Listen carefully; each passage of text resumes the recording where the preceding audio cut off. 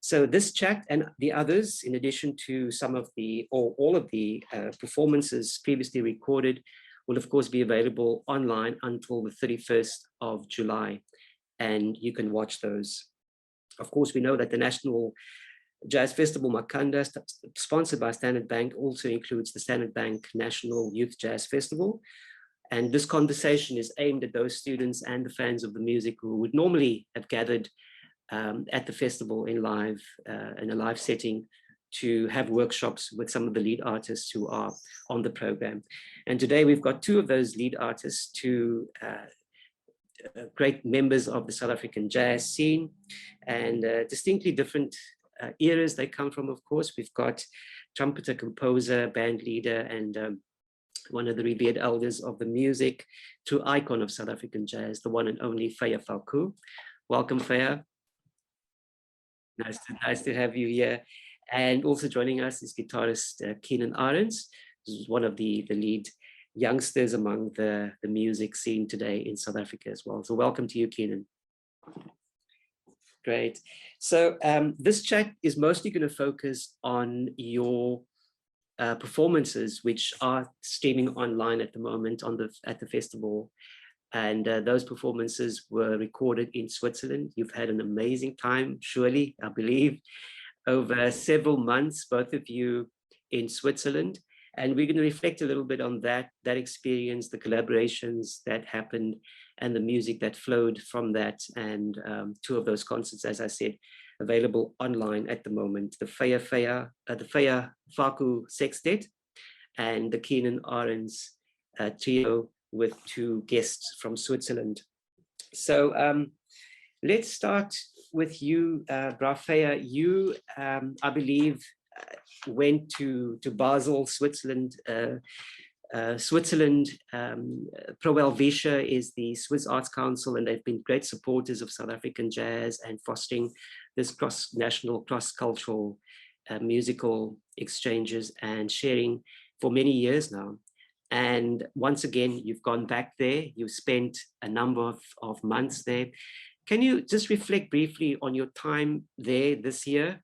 How long you spent, some people you met, and some of the music that flowed from that? I was there. I left like second week of February. Yes, I just came back recently. I would say I stayed for 3.5 months. Yeah, and Keenan joined me later. Yeah, and I left him there. So, yeah. So yeah. Well, I was there for different reasons. Yeah, and as you know, I took time off, because of my ill health. I couldn't play for a while. I had to cancel a lot of things. Like I've written the book. I had to put that aside as well and really focus on my health. And I mean, Switzerland has been very good to me. Started traveling there from 2004 with Begim Selegu late, and yeah, it never stopped until now. But for now, yeah, it was kind of a residency and a healing trip as well for myself. Yeah, so yeah, I started playing again when I got there. When you like, yeah, you think it's going to happen, and it did happen when I was on quarantine. I could feel something, and yeah, I started writing, yeah, some music as well. Yeah.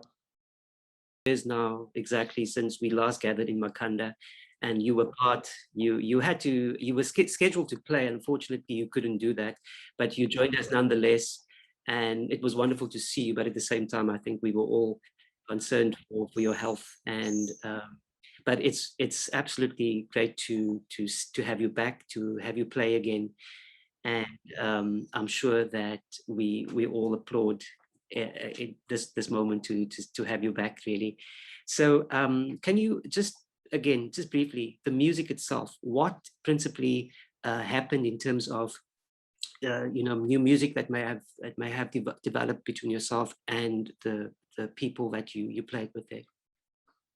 Well, I've been working with the quintet for quite a number of years now. There, that is based in Switzerland with Dominic Egley, Dominic Landolf, John Paul. It used to be Colin Baron, yeah, and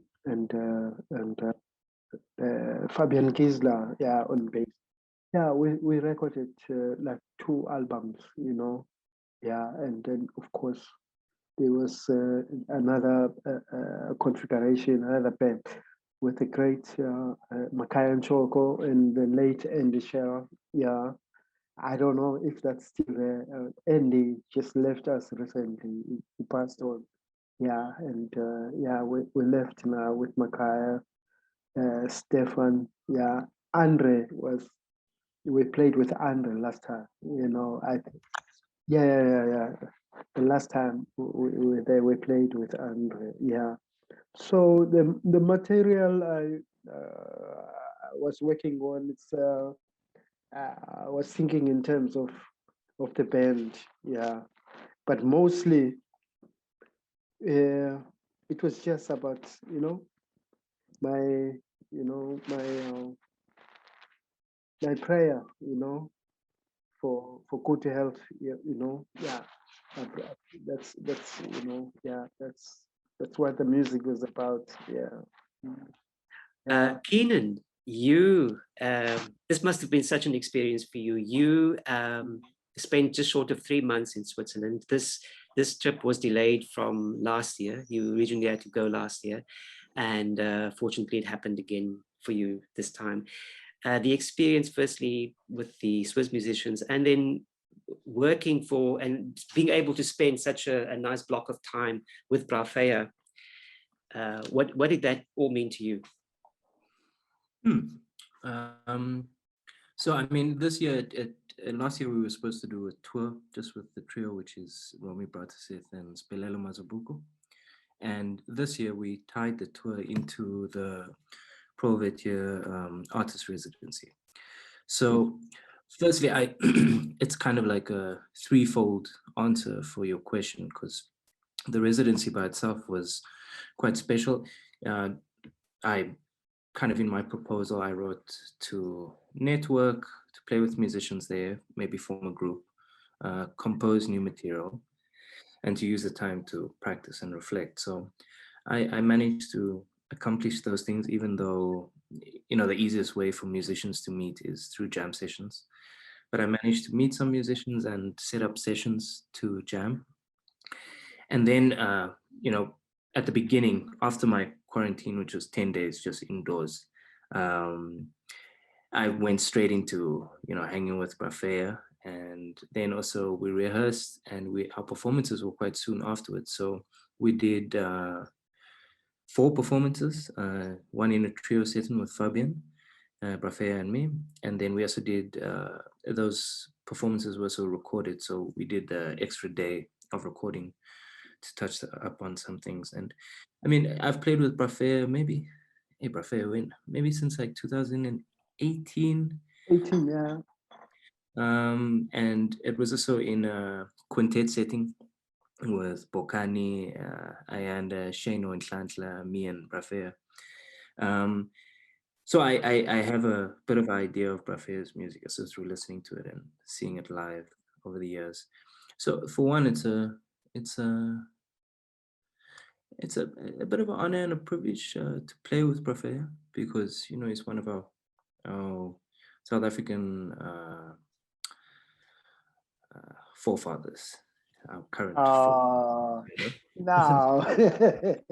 So it's always when you play with your elders, it's quite a nice thing, and that also pushes you to kind of play on a higher level. And this was also great because these were new musicians. Feya has worked with them, but they were all new guys. I know Dominic Egley.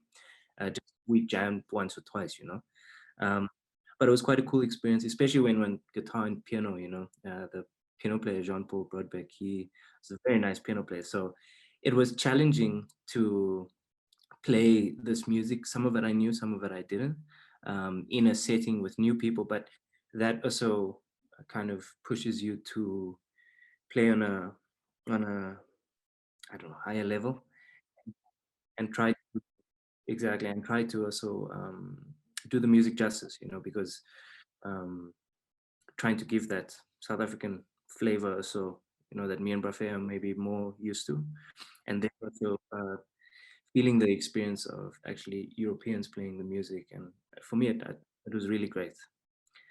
Yeah, no, you know, on the performances that are available online, both of Brafea's band, the Sextet, which includes you, and your performance. Can you remember more or less when in the residency, when in the period of your stay in Basel, did those particular performances take place? Sure. So the performances with Brafea were about 2 weeks in. So that was, I think we started on the 28th of April, and we finished off on the 1st of May.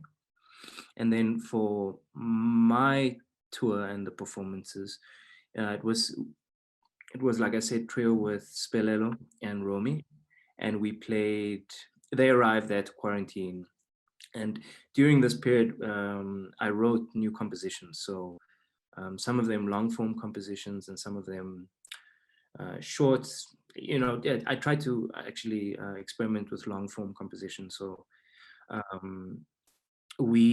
after the quarantine, we rehearsed quite a few times because I was trying to just play this new material. The old material we've been playing for at least 4 years. So it is what it is. That's more like a playing ground now.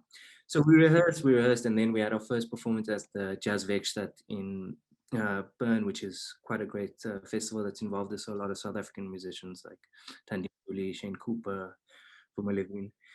And from there, afterwards we played in St. Gallen at Richard Boots's place. He's also a great music enthusiast, South African jazz music enthusiast and promoter. And then we played at the Bird's Eye for 4 nights. So I thought, because we're playing for 4 nights, we'll do 2 nights trio. And through playing with Brafea, I met Dominic Landorf, who is a very great saxophone musician. He plays tenor sax and all. Also look for me. So the last 2 nights of the Bird's Eye, we performed this new music, and then I had to extend the compositions, arrange them for tenor and trumpet. Okay, so you had good time to sort of work with the music and to internalize it, and for the rest of the musicians to also become familiar with it. Yes. Yeah, it's playing new, like 7 new songs in a set. And so I pressured myself to write 4 of those songs in 1 month. So I was a bit stressed, but it came together. I feel quite nicely. It started to become organic, which starts to give that playing childlike environment where you actually, you can poke and start moving the goalposts around. Yeah. Well, very much in terms of the performance itself, which is available online. You will see those who will watch will notice the style that you've become quite familiar with at the moment, that we know you by, a very sort of emotive writing and very deep sincerity in terms of the commitment to the music and exploring the different sonic possibilities. So Brafea, these musicians, you have, like I say, 2004, you first went to Switzerland, you say. Prior to that, your stints in Europe in the late 1990s, and there was a long time you played with the likes of Paul van Kamanade in Holland and recorded wonderful albums. You've had these great exchanges with European musicians. One of the really noticeable things about specifically the Swiss and even the Dutch musicians and Scandinavians too, is this kind of affinity that they find with the South African musicians, which some of the Swiss musicians have commented to me on as well, some of the players who played with you, is that there's there's a deep appreciation, firstly, for the, for lack of a better term, exotic nature of the African element that you bring yourselves. But then your knowledge of the jazz form is, you know, is what they also relate to. So they're able to find this wonderful simpatico kind of relationship with the South African musicians. And just watching those videos, and you can see the kind of sincerity and love that for the music of both yourself and Keenan. Can you perhaps just talk about these long relationships and how easy or otherwise it's been for you to find these bonds with these musicians? In that way, I consider myself very, very lucky, you know, to have got this opportunity to work with these great people, you know. And what I like about them, more especially the European musicians, is it's their respect, you know, for their interest and respect for South African music, you know, and of course it's a two-way thing, you know, because for me as well, you know, I grew up being interested in other music of other countries, like traditional musics, you know. For instance, I really love Bulgarian music and all of that, you know. And of course, I was lucky in a way. I come from an environment whereby I listened to, you know, all types of music in the world before I even, you know, became a musician. I mean, where I'm sitting, I'm back to my humble beginnings in the township, you know. This is where I grew up. This is where we listen to John Coltrane, you know. This is where we listen to Abbey Lincoln. This is where we listen to Enrico Rava, like your European trumpet players. Well, you know what I mean, you know. So it's like those things now. They, you know, they come. They all came together actually. You know. Yeah. So we speak the same language, you know. And when I got into music, and you know, I wanted to, and I'm still trying to study the language, because music is a language, especially jazz. It is a language. You have to be able to communicate with people. I mean, here's Keenan, there is my witness. Always the piano players are the ones, and the guitar players, you know, who always have questions about harmony. So, Raffaele, what sound are you hearing there and then? But fortunately, you know, I have a bit of, you know, piano, you know, though I don't use the piano to write. I write from, you know, from the top downwards, as opposed to writing from the bottom, like your kind of groups, you know, that I can do sometimes as well. But my main thing is a melody. It speaks to my heart, you know. Yeah. Yeah, that's a very dominant part of your sound. The melody is very, very important. It's And very you know, important, because as you mentioned, those are stories, you know. Those are stories. Keenan will tell you. I just wrote a song. I wrote for my grandmother. My grandmother brought me up where I'm sitting now, you know. And I have a feeling that she saved my life, you know. When I was not well. okay, back with Brafeya. Brafeya, you were saying all these wonderful things that get me all excited here, referencing your grandmother. Yeah. And you know, you've mentioned those names, the Coltranes, the Abbey Lincolns, but also people from within your community, whether they were musicians, whether they were just storytellers.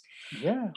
You know, one of the strong elements of your music is this continuous link that you emphasize between the elders and yourself, and how you are able to tell stories with your music. The elders are very important, you know, and I want to perhaps a reference, put this in the context of young musicians who were searching for their own musical identity and their own sound and whatever, what who are worried about, okay, so where must I look to for inspiration and for new things. Yeah. Always reference the elders and what is in your community, and which is such a powerful and source to go to, of course. Yes, Keenan, back to you. So again, and again, I don't want to go too deep into the subject. We don't have much time. But as a younger person, I thought this was a topical issue at the moment. Where younger people and those of your generation, and maybe the ones before as well, it became increasingly important for younger people to sort of claim the right to develop their own sound.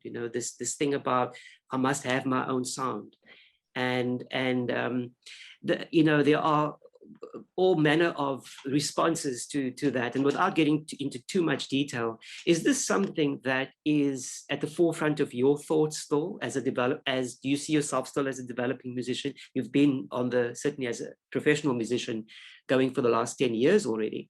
Is this something that's still at the forefront of your thoughts?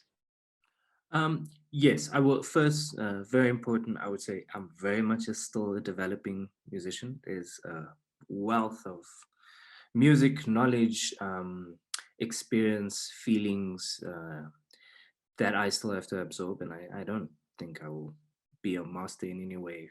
But yeah, the learning is always part of it. Sound, my own sound. So I don't think I was ever concerned with that. I went through different phases of first just wanting to improvise within playing chord changes, and then at a later stage, maybe just before my 30s, then I got interested actually in more transcribing, and referencing just so what you were saying about elders. Like Brafaya was saying, music is a language. So as a child, the way to learn how to speak a language is imitation. So I find quite a lot of solace in the protection of having one's elders or one's great musicians there, because they've already laid some form of foundation, and it's up to you of how much you want to indulge in their houses that they've built. How much do you want to absorb that and then go build your own house? So for me, I find quite a worth in listening, checking out, and even sometimes transcribing. I always find when I'm stuck, that's a good way to do it, and I will interpret it in my own way. I've never really been perturbed about, I need to find my own sound. I think maybe I inadvertently have in some way, but I don't think that it's something that is fixed for me, because that would also mean that I'm going to be stagnant. So I'm always looking to grow, and that's with mental health, with physical health, with trying to be a better person, with trying to be more of a grown-up in grown-up terms. And so it's life and it's music too. So the separation is kind of non-existent, because I always want to grow in life and I always want to grow in music, and those two go hand in hand. Yeah, that's a great thought. That's a great thought. The fact that you talk about that there's no separation between what you make as a musician and what the rest of your life is, and as younger learning musicians, maybe just going on a hunch here, but the feeling that there's this line of separation between, okay, I do music, and this is how you do music, and then the rest of my life happens there, but the idea is maybe to think of these things as one, how they connect, and to come back to a word that Brafaya was saying earlier, telling the stories, the storytelling element of music, but telling the story through the music that you create. Just as a thought, when I was young, I had lessons with Wayne Bosch, and Wayne is a great person, and he always said to me, like, it's not about being a good musician. Yes, it's that, but it's actually about being a good human being, because being a human being comes first. So when one tries to grow as a human being, then you go through trials, tribulations, and you then start to develop stories. And without those things, without life and trying to do your best in life and failing and then getting up, there's no stories to tell, which means there's no substance behind what one actually writes about. So those things are really tied into respecting one's elders, finding your own voice, telling stories, all tied to these life things, you know. Yeah, that's beautiful. That's beautiful. Gentlemen, we're heading towards the end of our chat. This has been quite wonderful. And I'm so tempted to get into all sorts of other subjects. But just to perhaps say that, of course, you can, those watching can access the performances. Do watch the Feya Faku the sextet performing with the musicians, including Keenan, and you will discover Dominic Landolf on saxophone, and the other Dominic is Dominic Eagley, the drummer. And both of those musicians have had long stints with South Africa. They've come back repeatedly and collaborated, and it's wonderful to know that these are brothers who you can turn to on the other side of the world. Fabian Giesler bass and Jean-Paul Brodbeck on piano. That is the Feya Faku Sextet, available to watch online at the National Arts Festival page. And then I should mention also that the Keenan Ahrends Trio, of course, Blelo Mazibuko, drummer, Romy Broterseth, bass. That's the regular trio that Keenan is also recorded with. And at this time features Dominic Landolf as well on saxophone, and I hope I say the name correctly, Lucas Tioni. Tony. Okay, Tony, the trumpeter, joining your band. So lots of exciting things. Just a very quick one. I must just say that it's useful maybe to check where can people access your music, Keenan. What is in the pipeline for you? Sure. I guess the easiest way to see what I'm doing and what I'm up to musically would be following me on Instagram, which is just at Keenan Ahrends. And then my music is available on Bandcamp. Just if you type my name in, you'll find it.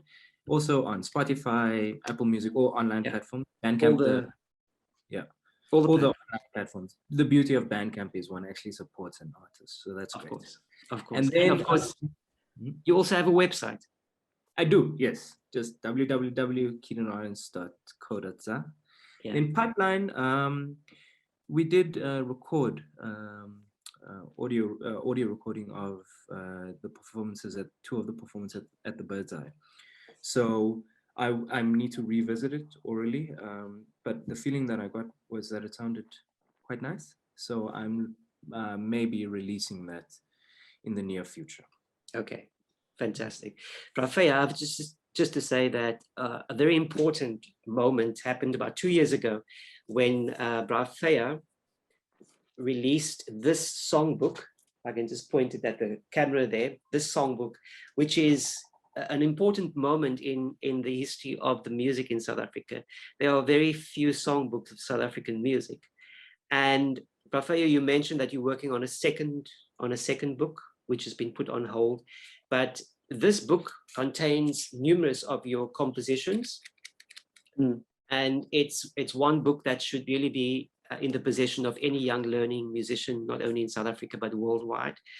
I've had the privilege of sharing and getting other musicians to purchase this book, and they all comment on the beauty of what is in here. So I would encourage younger musicians to get a hold of this book through Feya. And of course, Feya, you said you recorded 2 albums as well with the musicians in Switzerland. Plans for the release of those albums? Yes, I'm planning to. Actually, busy with the editing now. I did a trio recording, a trio duo recording with Fabian on bass and Cuban pianist I met when he was 17 in Santiago de Cuba. David Vieira is a very important musician. He's based in New York now, and man, he has played with everybody in New York. He's played with one of my heroes, Thomas Tango, as well until he died. So Yeah. I was very privileged to work with him, but I guess so because he's like my younger brother. We've been in touch ever since we met. He went to Canada. From Canada, he's in New York now. Yeah. Keenan met him. Yeah. I think we recorded a very nice album. Together. Yeah. We recorded it live as well, but without audience. Great. So wonderful new things in the offing for you. So we've come to the end of this conversation. It's great having you. Thank you, gentlemen, for your time. It's probably worthwhile to say that at this time, we're facing a very, very difficult time, of course, in the world. And we send our condolences to all those who have lost loved ones and more. The music community is in mourning for the loss of some great people over the last year. And please keep safe. We keep all of those in thought and in heart who are enduring this this very difficult time. So, gentlemen, thank you again. It's been nice. I must see you on in person again. I will be. We must all keep strong and keep ourselves together and see each other again.